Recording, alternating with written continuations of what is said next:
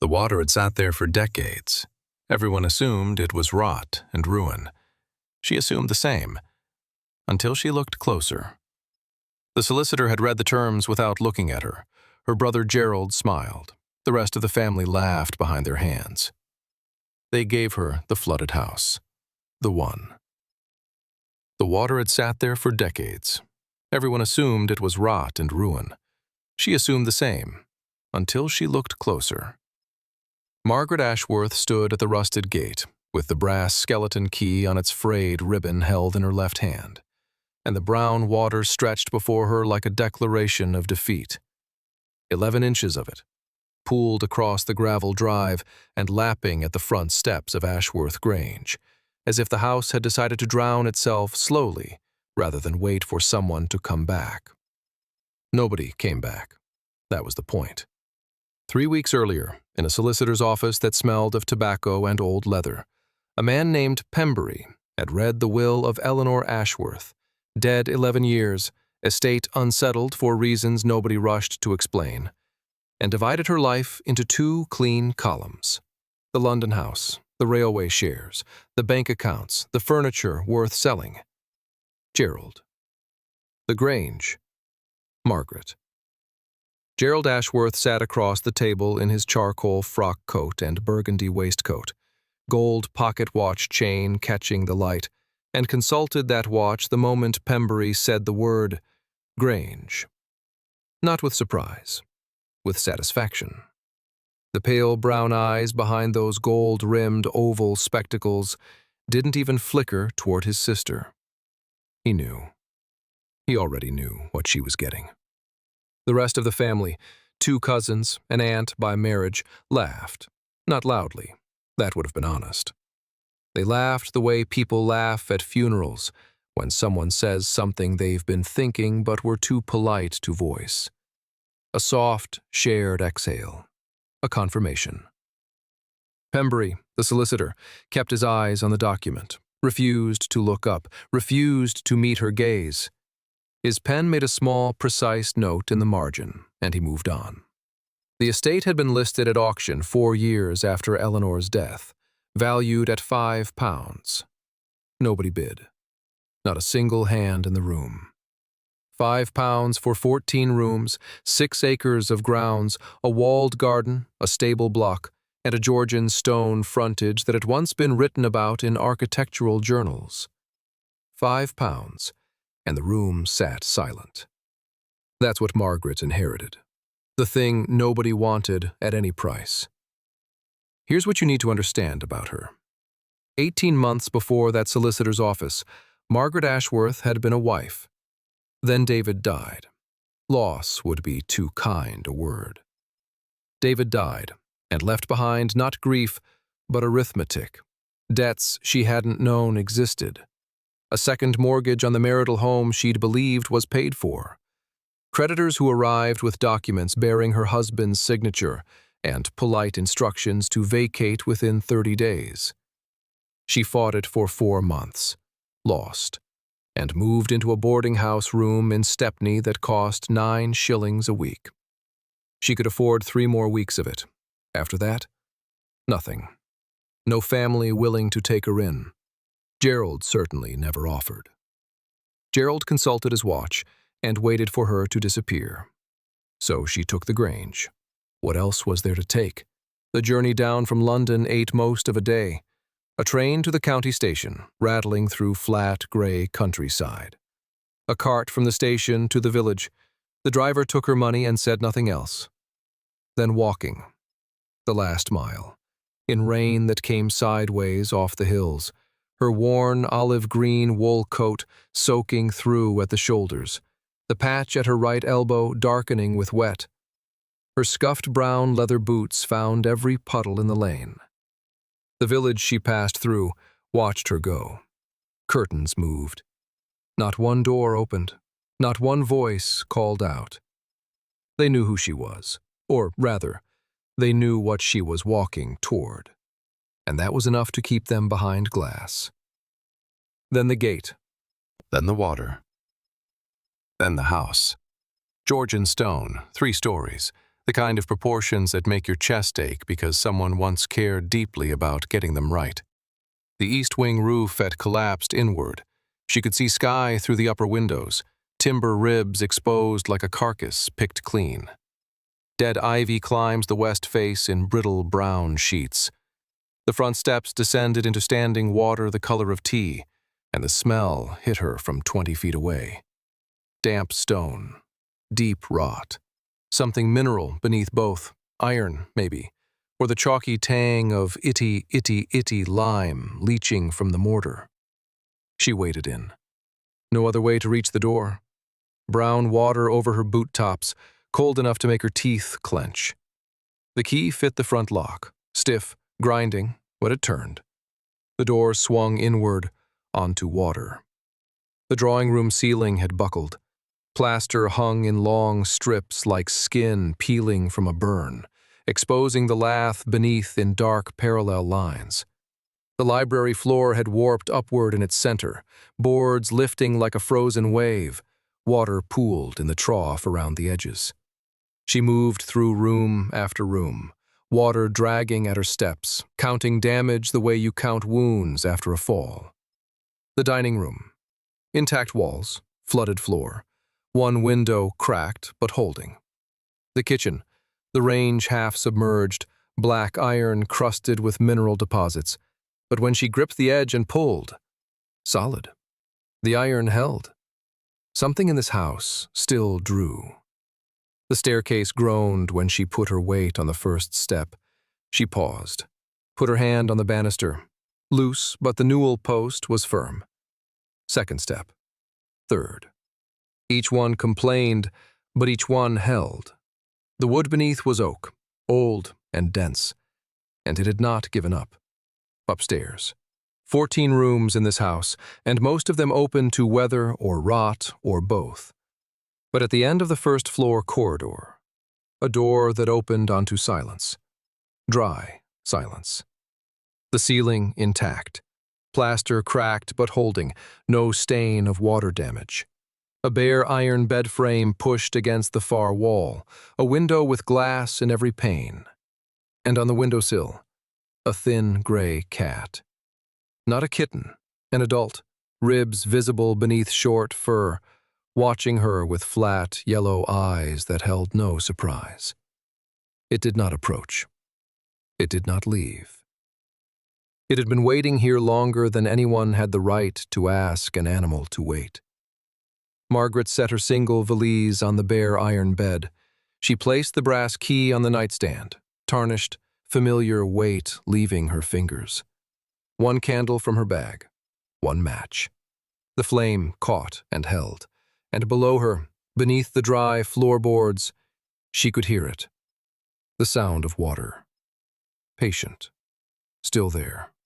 The cat watched from the windowsill, already there, already waiting. Dawn in the dry room. The cat is moved to the foot of the bed. Margaret wakes to the sound of water dripping somewhere below and begins her first full survey of the house. She lies still for a moment, gray-green eyes tracing a crack in the ceiling plaster that runs from the corner to the center like a river on a map. The cat, thin, gray, patient, watches her with the same disinterest it offered last night. It hasn't left. It hasn't asked for anything. It simply stayed. The dripping is steady, not fast, not panicked. Measured, like the house is counting something. Margaret pulls her worn olive-green wool coat over her shoulders, the patch at the right elbow catching on the iron bed frame, and goes to work. She starts at the top, 14 rooms. She counts them the way you count coins when you know the total won't be enough. 6 have intact ceilings. 2 of those are fully dry. This bedroom and a small study across the hall where the plaster holds and the floorboards don't give. The remaining 4 have water damage in degrees. Streaks of brown on the walls, soft spots in the corners. One ceiling bowed downward like a held breath waiting to exhale. The other 8 rooms range from merely neglected to actively hostile, A back bedroom on the north side has no ceiling at all, just lath and sky. Rain has painted the floor black with rot. Then the ground floor, the drawing room, the kitchen, a parlor, a scullery, damp everywhere. The smell of it, cold stone and old iron and something green growing where green things shouldn't. Water pools along the baseboards in the hallway, thin as a mirror. The cellar. She opens the door beneath the stairs and stops. Water. Black. Still, reflecting the gray light from behind her. She cannot see the bottom of the stairs. 11 steps visible, the 12th vanishing into darkness. She doesn't know how deep it goes. She closes the door. First attempt. Look, she's not stupid. She's not helpless. She finds a broom in a cupboard beside the scullery, stiff, bristled, and ancient, and she opens the front door wide and starts sweeping the hallway water toward the threshold. It doesn't work. The water outside is higher than inside. She sweeps toward the door, and the water pushes back, creeping over the stone step like it owns the place.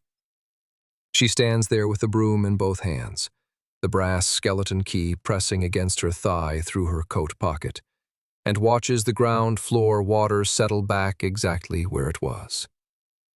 The flooding isn't coming from the sky. It's coming from the land. She walks outside. The estate grounds are a shallow lake, not deep, ankle height in most places, shin deep in the hollows, but continuous. The lawn, the drive, the kitchen garden behind the house, water sits on the surface like it has nowhere to go. Because it doesn't.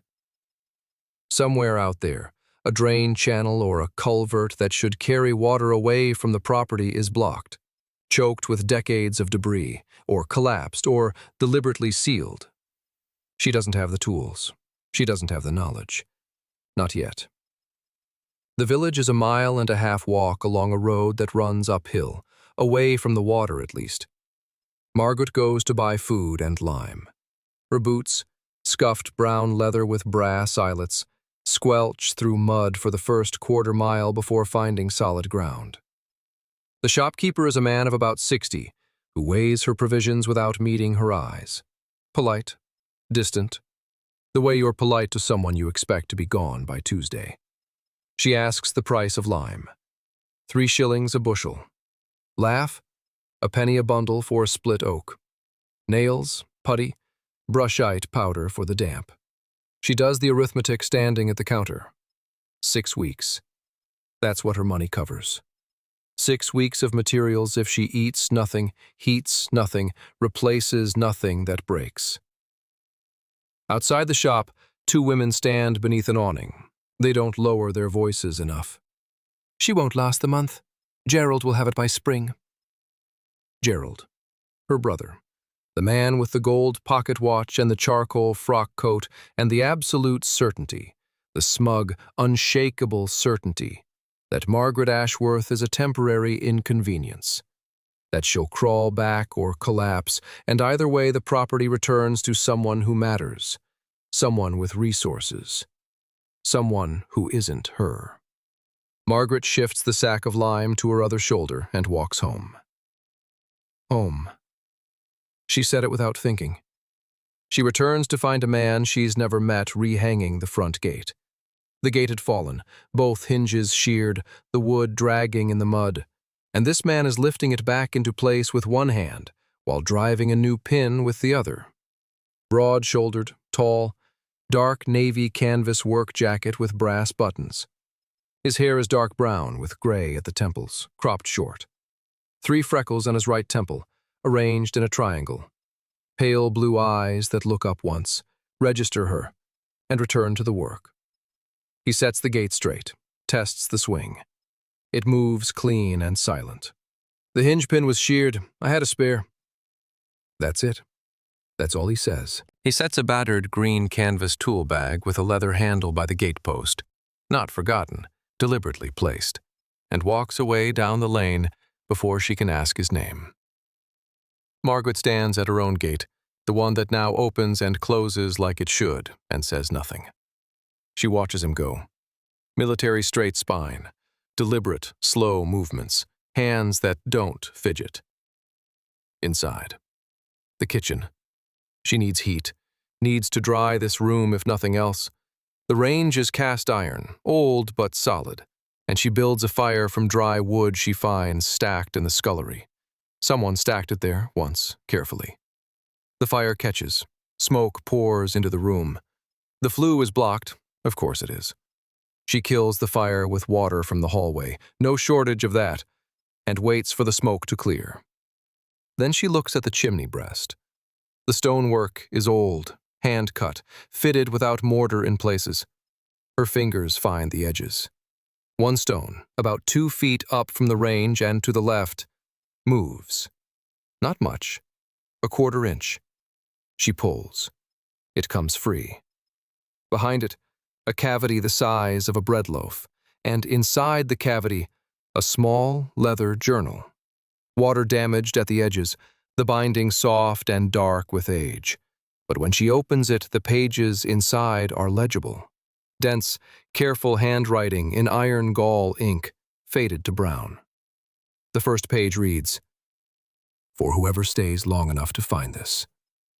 E.A. 1847. She opens the journal by candlelight that evening, the cat curled at her feet, and reads the first entry, written by her grandmother Eleanor Ashworth in 1847, the year she first came to the house as a bride. The handwriting is careful, educated, small and tight, the ink faded to a rust brown that catches the candle's flicker, like old blood on old paper. Eleanor was 23 when she arrived at Ashworth Grange. The journal tells it plain. No romance, no sentiment, just observation.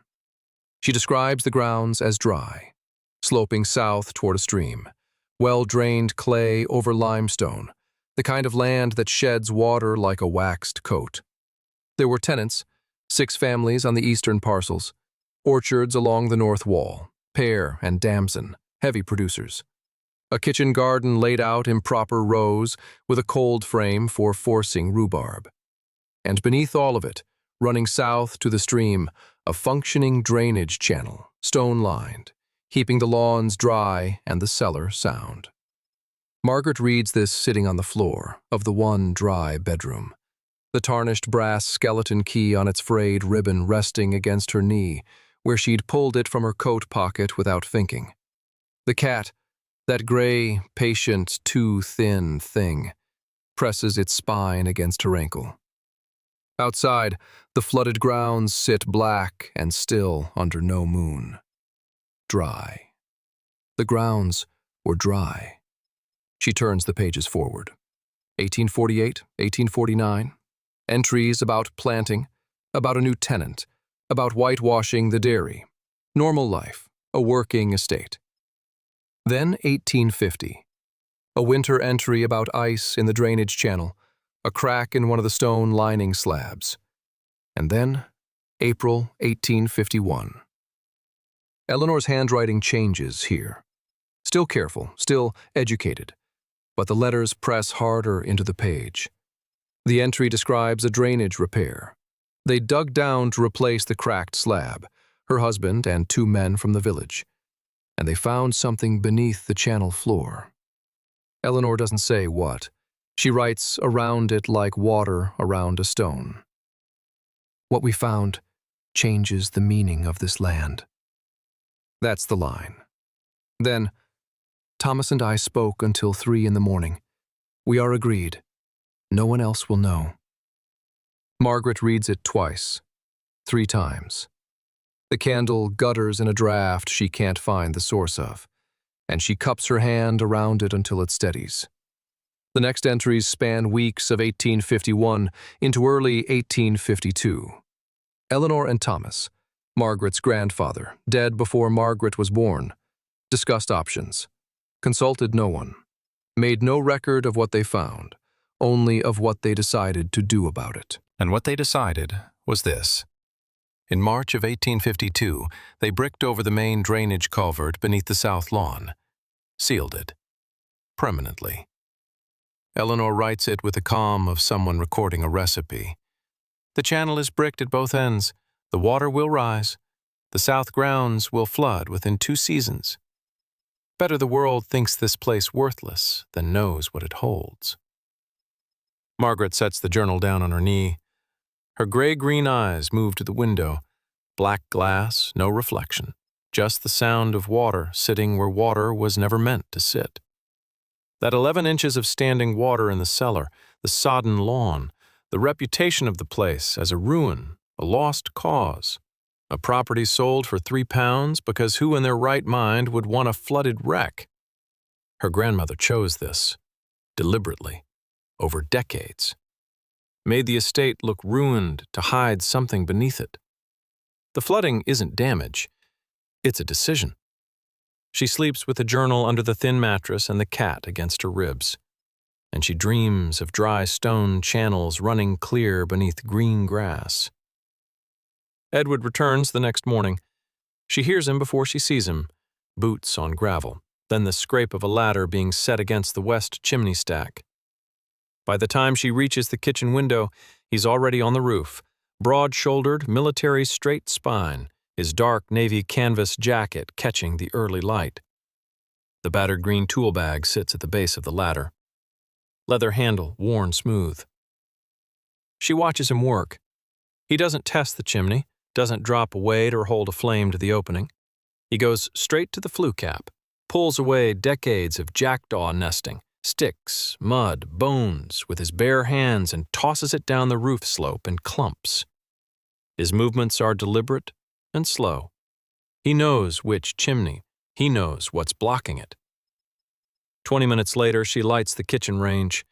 The fire draws clean for the first time since she arrived.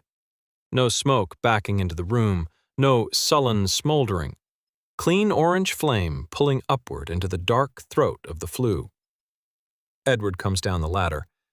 She meets him at the back door. Her worn olive-green coat is pulled tight against the morning cold, the patch at the right elbow visible where her arms cross. The brass skeleton key presses against her hip through the pocket fabric. "How do you know this house?" He doesn't look up from fastening the green canvas tool bag. His pale blue eyes stay on the brass buckle. The 3 freckles on his right temple catch the light in their small triangle. "I work for your grandmother.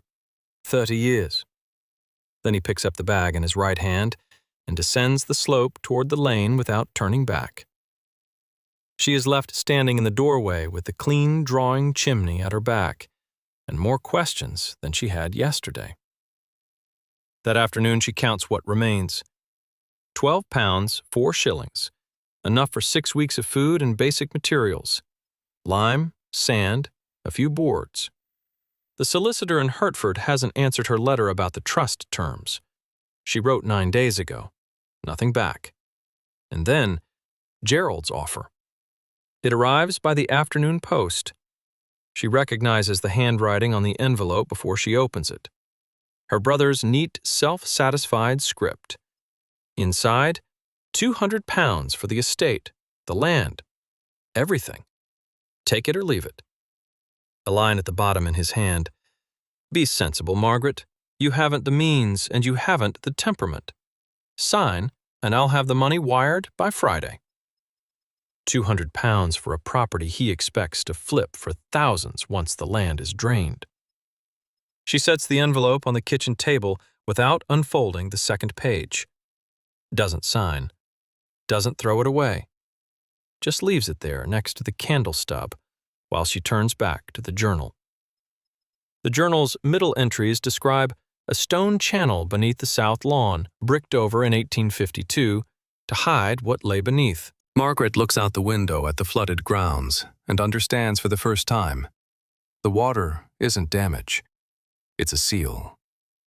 The next discovery comes not from the journal, but from the house itself. Margaret is stripping damp plaster from the library wall, the lime mix too wet on her first attempt, cracking as it dries, when her chisel hits not lath, but hollow space. But let's back up one day, because that crack matters. She'd mixed the plaster herself, lime, sand, water, a handful of horsehair she'd pulled from an old mattress in one of the upstairs rooms, troweled it on thick, smoothed it flat, stood back and felt something close to pride for the first time since she'd walked through that gate. The coat looked even. The color was right. She went to bed in the one dry room, with the candle guttering and the gray cat curled at her feet, and she thought, I can do this. By morning, the wall had split. Not hairline fractures, deep cracks radiating outward like a frozen river breaking apart, chunks pulling away from the lath, dropping to the floor in chalky pieces. 20 hours of work turned to rubble in the cold. She stood there in her worn olive-green coat, patched at the right elbow, the tarnished brass key on its frayed ribbon hanging from her left hand like a pendulum. And she didn't cry. She just stared at the failure and tried to understand what it was telling her. Edward appeared at 9:30. No knock, just the sound of heavy black work boots on the hallway flags, the battered green canvas tool bag set down beside the library threshold with a soft thud. His pale blue eyes moved across the cracked wall, steady, unhurried. One broad hand, calloused, the knuckle scars from a lifetime of chisels and planes, pressed flat against the failed plaster. Too wet. He said it the way a doctor names a condition, no judgment in it. The hair needs to be longer and the mix drier. I'll bring lime tomorrow. That was all. He picked up the tool bag and left. The failure was information. He came back Thursday. Of course he did, because Edward Hale always came back when he said he would. And that fact alone was worth more than Margaret knew how to name. He brought lime in a canvas sack over one shoulder, and a bundle of horsehair from the farriers in Belham, longer fibers this time, coarse and dark. They mixed it together in the library, both of them kneeling on the bare floor beside a battered tin pail, their hands in the same bucket, his thick fingers working the hair into the paste, showing her the consistency not by explanation, but by feel, pressing a fistful between his palm and hers so she could sense when the resistance was right. Like bread dough before the second rise, he said, and the 3 freckles on his right temple caught the weak light from the east window. That was all he said for an hour. They worked side by side in silence, trowel, smooth, trowel, smooth. And Margaret felt the rhythm of it settle into her shoulders, the way a current settles into a riverbed. The second coat held. By evening it was firm and pale and whole. And neither of them said anything about it, because the wall said enough. But here's the thing. Before the second coat went on, the old plaster had to come off. Every inch of it. And Margaret had started that job the day before Edward arrived with his lime, working her way along the library's east wall with a flat chisel and a claw hammer, peeling back decades of failed repairs and original Georgian lime in chunks the size of her palm. She was 3/4 of the way along when the chisel went through. Not through to lath, not through to brick, through to nothing. The tool punched into empty air behind the wall, a gap wide enough to swallow her whole forearm up to the elbow. She pulled back. Dust poured from the hole, like breath held too long. Behind it, darkness, and the smell of dry paper and old wood and something faintly sweet. Beeswax, maybe. Candle tallow sealed in stillness for God knows how long. She cleared more plaster. Carefully now, working around the edges of the hollow space with her fingers instead of the chisel. And what emerged wasn't a cavity from structural failure or rodent damage. It was a door. A narrow door frame, oak, sealed behind a 1/2 inch of lime plaster that someone had applied deliberately, smoothing it over until the frame disappeared entirely into the wall. At its center, barely visible beneath 6 or 7 coats of paint layered over decades, a keyhole. Margaret's hand went to her coat pocket. The brass skeleton key on its frayed ribbon. Her grandmother's bequest. the thing the solicitor had handed over with a shrug because it fit no lock anyone could find. She slid it into the keyhole. The fit was exact. The tumblers turned with a sound like a small bone cracking.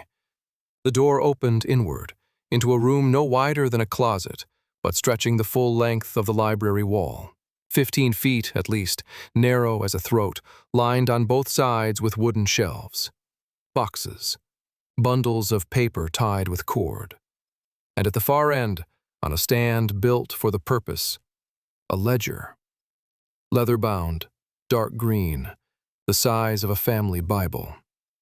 The shelves held estate documents dating back to 1847, the same year as the earliest journal entry.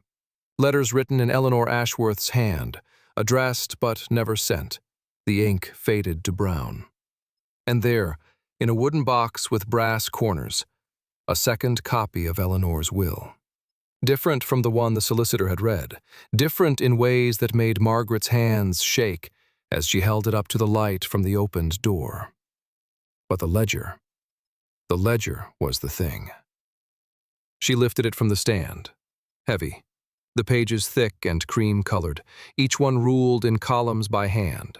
Dates on the left, names in the center, sums on the right. Every family in the village, every single one. Dates spanning 40 years, 1854 to 1894.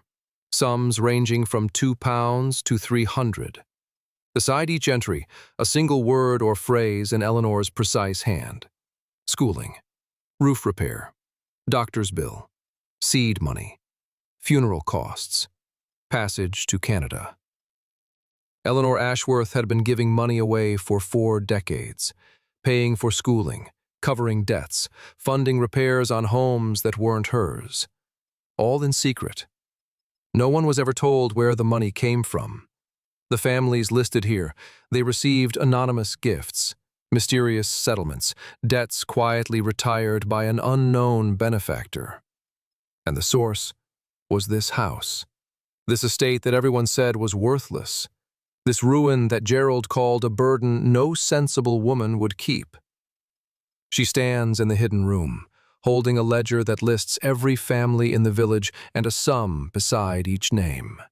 Not debts owed to the estate, but money given by Eleanor Ashworth over 40 years, quietly, without record elsewhere. The total at the bottom? £4,200. If you've made it this far, stay, because what she finds next is the reason I wanted to tell you this story. Because the ledger isn't the only thing in that room. There's a second document, and Margaret's own name is on it.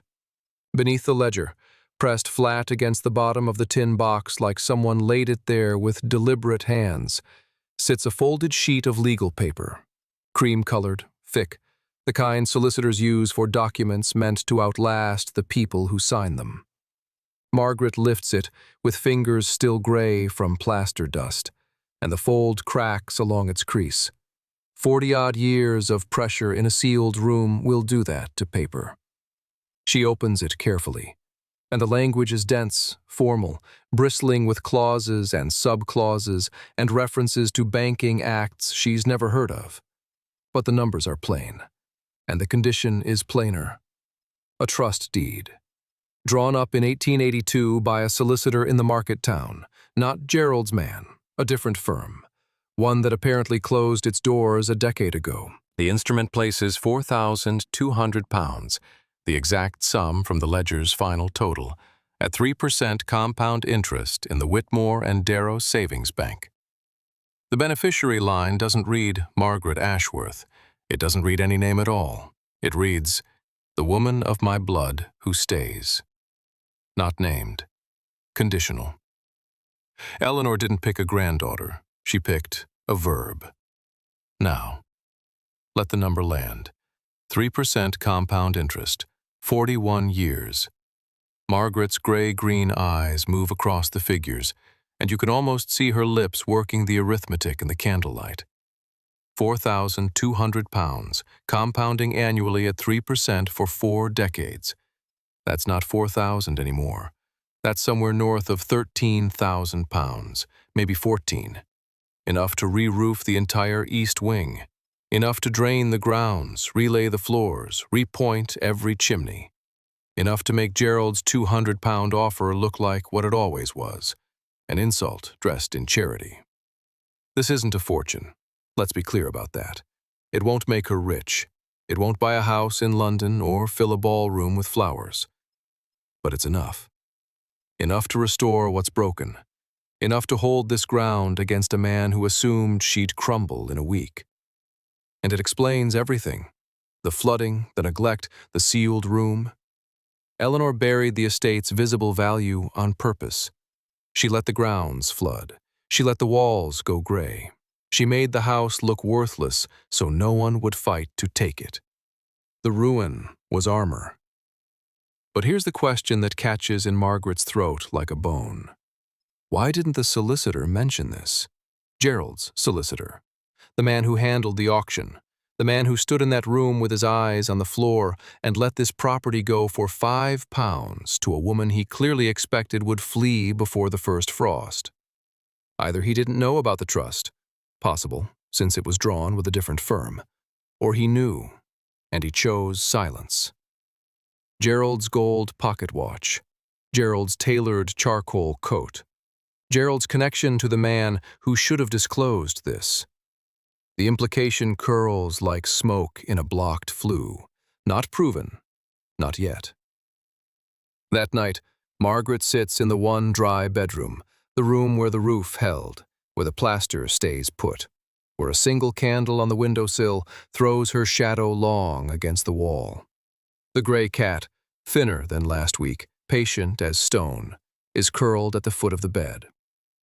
On the small table beside her, Gerald's letter offering £200, and the trust deed she cannot yet access because the bank will need proof, identification, time she doesn't have before the next rain comes through the east ceiling. The arithmetic without the trust doesn't work. She knows it. 14 rooms, 6 with intact floors, 2 with roofs that hold. The kitchen range draws, the well gives clean water. But the east wing needs £800 minimum. And she has £11 and 4 shillings in her coat pocket. The roof won't survive another winter. The solicitor hasn't answered her second letter. The lime for replastering costs more per sack than she budgeted, and the cellar is already showing water again along the north wall. She picks up Gerald's letter. Smooth paper, neat hand. £200 and you walk away clean, he'd written. Sensible. No shame in it. As if shame were something he had any authority to grant or withhold. This man who'd looked at her across their father's coffin and said, "You won't need much, will you, Margaret? Women on their own tend to manage with less." Son of a bitch. Her hand finds the pen. She pulls the inkwell closer. The nib hovers over the back of the letter, and the word accepted is right there, ready to fall from the tip like water from a cracked ceiling. One word, and it's done. Warm rooms somewhere else. No more buckets. No more mornings with stiff fingers and damp wool. But the journal is on the bed. Eleanor's journal, the one from behind the baseboard in the hidden room. Margaret sets down the pen and picks it up instead, turning it over in her hands. And a loose page slips free from between the back cover and the binding. Stuck there by damp and time, invisible until now. Eleanor's handwriting. Shakier than the earlier entries. Later, maybe the last thing she ever wrote. The ink is faded brown, the letters wavering but deliberate. The drainage channel runs beneath the south lawn to the old ice house. What I hid there is not money. It is proof. Drain the grounds, and you will understand everything. Margaret reads it twice, 3 times. The trust is one layer. The flooded grounds aren't just neglect, aren't just armor against developers and greedy brothers. They're concealment. Something physical is buried beneath that water. Something Eleanor sealed away with the same care she sealed this room. The water isn't damage. The water is a locked door. The water must come off. She's at the house before 7 the next morning, and Edward is already there, broad-shouldered, navy canvas jacket, pale blue eyes fixed on the kitchen chimney where he's repointing the mortar joints with careful, deliberate strokes. His battered green tool bag sits open beside him, trowel and lime bucket within arm's reach. Margaret holds out the loose page without a word. He takes it, reads it. His hands go still. The first time she's seen them stop moving since the day he appeared. Edward sets down his tool bag on the kitchen table and says the longest sentence she's heard from him. "Your grandmother told me before she died. When the right person comes, help them find what's underneath. I've been waiting 11 years. They begin draining the grounds on a Tuesday in October. Edward and Margaret, with shovels and a pickaxe, at the south edge of the lawn where the old culvert lies bricked beneath 2 feet of silt.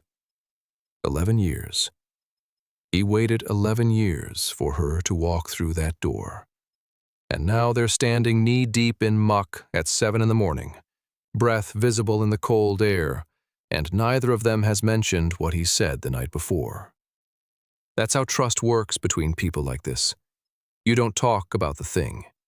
You show up the next day and dig. The silt comes away in heavy, waterlogged slabs. Margaret's olive green coat is tied around a fence post because the work is too hard for layers. Underneath, her cream linen blouse is already dark with sweat at the shoulders.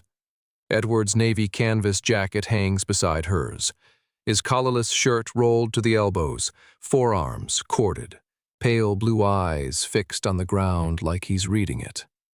Because he is. He knows exactly where to strike.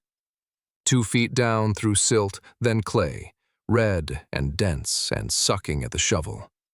Then the old brickwork appears. Georgian, hand-formed, laid in a herringbone pattern that nobody uses anymore because nobody has the patience. The first attempt fails. Edward swings the pickaxe into the mortar joint, and it bounces back hard enough to jar his shoulders. The mortar is site harder than the brick itself. Mixed with something volcanic, some additive Eleanor's builders used that turned to stone over 40 years. The pickaxe won't crack it.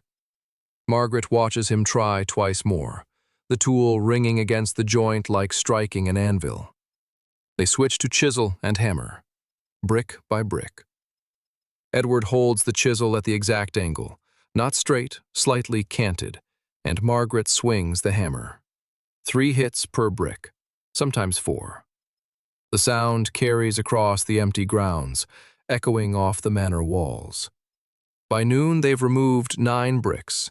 By 3 o'clock, 14. The opening is barely a foot wide when the first trickle of brown water begins to seep through. Not fast. Nothing about this house is fast. A trickle, then a steady, thin flow. The color of old tea, smelling of iron and rotted leaves. They stand back and watch. By nightfall, the water level on the flooded lawn has dropped exactly 1 inch. 1 inch. The patience of it. The absolute, bloody patience required to love a place like this. Mrs. Agnes Holt appears on the Wednesday morning. She comes up the lane with her carved walking stick tapping the stones, silver-white hair pinned tight, that small dark freckle on her left cheekbone catching the gray light. She carries a cutting wrapped in damp newspaper, brown stems, a few dormant buds, nothing to look at. She doesn't knock. She walks straight to the gate, kneels with effort that her upright frame refuses to acknowledge, and plants it in the soft ground beside the post. She looks up at Margaret, those pale blue eyes, watery but, God, sharp as glass, and says 1 sentence. "Your grandmother gave my mother the original. Said it should come back when the house woke up." Then she rises, nods once, and walks back down the lane. The walking stick's brass ferrule clicks against the road until the sound fades entirely. Others follow, not in a flood, in a trickle like the culvert. A tradesman named Briggs arrives Thursday with a cartload of firewood and stacks it against the kitchen wall without a word. No note, no explanation. He tips his cap and leaves. A woman Margaret has never seen brings a pot of soup on Friday evening, sets it on the doorstep, and when Margaret opens the door, she's already 10 paces down the path. Margaret calls after her. The woman turns. "She paid for my daughter's schooling. Never told a soul." Each sentence lands like testimony. Each person carries one fragment of a life Eleanor lived in secret, generous and hidden and vast.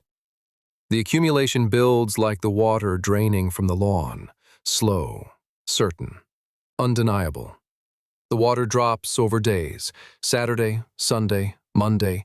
Each morning Margaret checks and the level has fallen another 2 inches, 3, 4.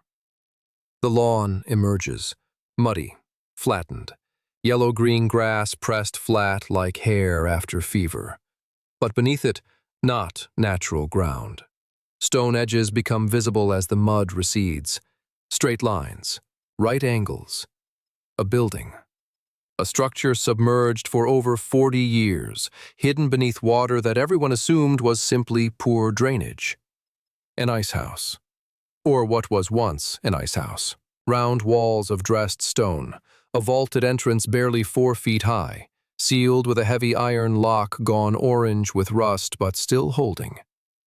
Margaret stands before it with the tarnished brass skeleton key on its frayed ribbon, held in her left hand. She's held this key for weeks now, tried it in every lock in the manor, every door, every drawer, every cabinet. She slides it into the lock. It fits. The mechanism resists, decades of disuse, rust binding the tumblers, then turns with a sound like a bone cracking. The door swings inward on hinges that groan but hold. Inside, dry. Perfectly dry. The stone construction sealed it like a tomb.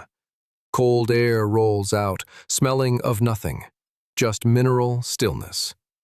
A single chest sits against the far wall.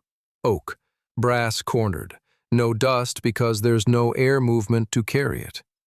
Inside the chest, documents. Estate papers in Eleanor's handwriting. The original will, predating the one the solicitor holds by 9 years.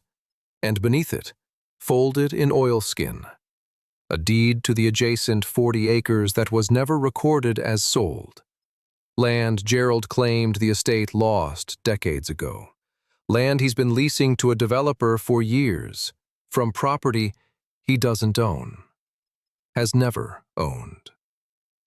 If you've made it this far, stay, because what comes next is the reason I wanted to tell you this story.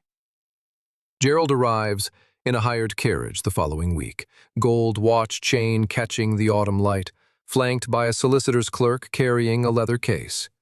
He has heard. Someone in the village talked. He wants to see what the water revealed. Margaret meets him at the gate and does not open it. The meeting takes place in the solicitor's office 3 days later, the same room where the will was read, the same mahogany table, the same gaslight. But this time Margaret sits at the head. Her olive green coat, patched at the right elbow with darker thread, is brushed clean. The tortoiseshell clip holds her auburn hair in its low twist. Her gray-green eyes are level, steady, fixed on nothing and everything at once. The tarnished brass skeleton key sits on the table in front of her, like a gavel she doesn't need to strike. Gerald is already seated when she arrives. Charcoal frock coat pressed, burgundy waistcoat buttoned, gold-rimmed spectacles polished. The gold pocket watch chain, always visible, always consulted, catches the gaslight as his right hand reaches for it. He checks the time like a man who believes the world still runs on his schedule. It doesn't. Margaret slides the documents across the mahogany. The original will, not the version Gerald's solicitor produced 8 months ago, but the true one, sealed behind the paneling of the study, dated in Eleanor's hand and witnessed by 2 signatures the solicitor recognizes immediately. His face changes. Not dramatically, A slow drain of color, a slight parting of the lips, the kind of expression a man makes when the floor beneath him turns out to be a trap door. The will names Margaret specifically, by full name, Margaret Rose Ashworth. And it includes the adjacent land, 40 acres of good farmland that Gerald has been collecting rent on for 3 years. Land he swore was separated from the estate decades before the old woman died. It wasn't. The second document is the codicil, dated 1847. It establishes the trust. £4,200 at 3% compound interest, administered by a bank in Exeter that never contacted Margaret because no one told them she'd arrived. The solicitor reads the figures aloud. His voice is very quiet. Gerald's hands go to his forehead. The watch chain disappears. His spectacles catch the light as he looks down at the table. The room falls silent. That silence is the victory. No shouting, no dramatic confrontation, just the sound of a gold pocket watch ticking inside a coat where it's been shoved out of sight, and the scratch of the solicitor's pen as he notes the implications. The original will supersedes the version Gerald relied upon. The adjacent land, 40 acres of fertile, rented, productive farmland, was never legally separated from Hartfield. Gerald's claim to have inherited the valuable portion collapses like wet plaster off a lath wall. His offer of £200, worth perhaps 1/100th of the estate's actual value. £200. The man looked Margaret in the eye and offered her £200 for a property worth $20,000. Called it generous, called her incapable, said she'd be grateful eventually. Gerald leaves the office without speaking. He does not slam the door. He does not threaten legal action. He simply stands, buttons his charcoal coat over that burgundy waistcoat, and walks out with the soft, careful steps of a man who has just discovered the ground isn't where he thought it was. He is not evil. He was certain. Now he is not. The trust is released 11 days later. Compound interest over 43 years has grown Eleanor's 4,200 into something Margaret reads 3 times on the page before she believes it. She does not spend wildly. She spends precisely. New Welsh slate for the east wing roof, 400 square feet, delivered by cart from the quarry, laid by a roofer from Barnstaple who owes a debt to a woman he never met. Lime and lath for the ground floor walls, the plaster mixed correctly this time, drier, applied in 3 coats with proper drying between each. The cellar pumped and sealed with hydraulic cement, the drainage channel maintained open and graded properly downhill, the way it should have been built in 1803. Edward showed her why it failed the first time. A 6-inch difference in grade. 6 inches between flooding and dry. Edward. His battered green canvas tool bag sits by the kitchen door through winter and into spring.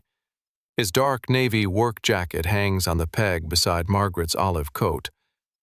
He is there every day now, not because she asked, but because the house asks, and he has always answered it. They work side by side through February's worst rain and March's reluctant thaw, replastering the hallway, rehanging the study door, shimmed properly this time, planed the 1/4 inch on the hinge side, rebuilding the garden wall stone by stone, each one placed by hand, fitted without mortar the way the original mason intended. The first deliberate touch arrives on a Tuesday in April. Margaret, on a ladder, reaching to set a shelf bracket in the study. Her hand slips on the wood. Edward's hand, calloused, scarred across the knuckles from a chisel that jumped years ago, the 3 freckles on his right temple visible at this distance, steadies hers, holds it 1 moment longer than necessary. His pale blue eyes meet her gray-green ones, brief, earned. Neither speaks. He lets go. She sets the bracket. The shelf holds. The gray cat, thicker now, fur smoothed by regular meals and a kitchen that stays warm, sleeps by the range that draws clean. Its ribs no longer show. It purrs in a low mechanical rumble that fills the silence. Edward's tool bag used to fill, back when it was the only sign someone might return. If you've made it this far, stay, because this last part is why I wanted to tell you this story. A year later, the garden blooms where it was wild, not tamed, not manicured, but tended. The roses Eleanor planted the year Margaret was born climbed the south wall in a profusion of pink that no one trimmed into obedience. The kitchen range draws clean. The east wing roof holds against November rain without a single drip finding plaster. The rooms that were damaged are repaired with visible patches. New lath beside old, fresh lime against weathered stone. And nobody hides the seams, because the scars are part of the house now. A woman arrives at the gate with a valise and no coat warm enough for the season. She stands where Margaret stood 8 months ago, uncertain, wind-bitten, with nowhere else the world has offered her. Margaret opens the door without asking for a story. The house was never the inheritance. The willingness to stay when everything said leave, that was the inheritance. A year later, the garden blooms where it was wild. The kitchen range draws clean. A woman arrives at the gate with a valise and no story Margaret needs to hear. She opens the door. The cycle continues.